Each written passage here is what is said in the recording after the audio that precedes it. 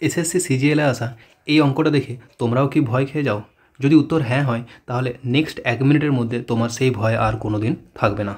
দেখো, ফার্স্ট আমরা কি করব, এখানে বলা হয় যে এই সংখ্যাটাকে ভাগ করা হচ্ছে x-5 দ্বারা, তারপর 34 ভাগশেষ থাকছে। তাহলে যে সংখ্যাটা দ্বারা ভাগ করা হচ্ছে x-5, সেই x-5 সমান 0 বসাবো। x সমান কত হয়ে যাবে? 5। এবার এই x সমান 5 এই মানটা আমরা এই ফার্স্ট সমীকরণটাতে বসাবো। x² plus ax plus B এই সমীকরণ আমরা বসাবো। এক্সের মানটা কত? 5। 5 যদি বসাই, 5 5 25 প্লাস 5a প্লাস বি সমানই কত হবে? কত ভাগশেষ থাকে? 34। তাহলে হয়ে যাবে সমান 34।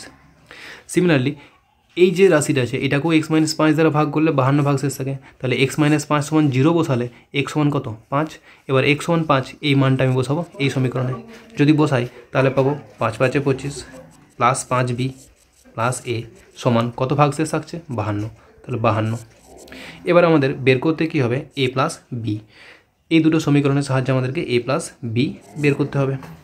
তাহলে দেখো, এখানে আমি যোগ করে নিচ্ছি উভয় সমীকরণকে। 25 25 50 প্লাস 5-এর সাথে a যোগ করলে 6a, 5bর সাথে b যোগ করলে 6b সমান 4 আর 2 6, 3 আর 5 8। তাহলে 6a প্লাস 6b সমান কত হবে? 86 মাইনাস 50 মানে 36। a প্লাস বি সমান কত হবে? 6টা যদি কমন নেই ধারে ভাগ হয়ে যাবে 6। তাহলে a প্লাস বি এর মান কত হয়ে যাবে? 6 অ্যান্সার। যদি বোঝা গেল তাহলে এখান থেকে তোমরা ফর্মুলেট করে বলো a মাইনাস বি সমান কত হবে, এ বি সমান কত হবে।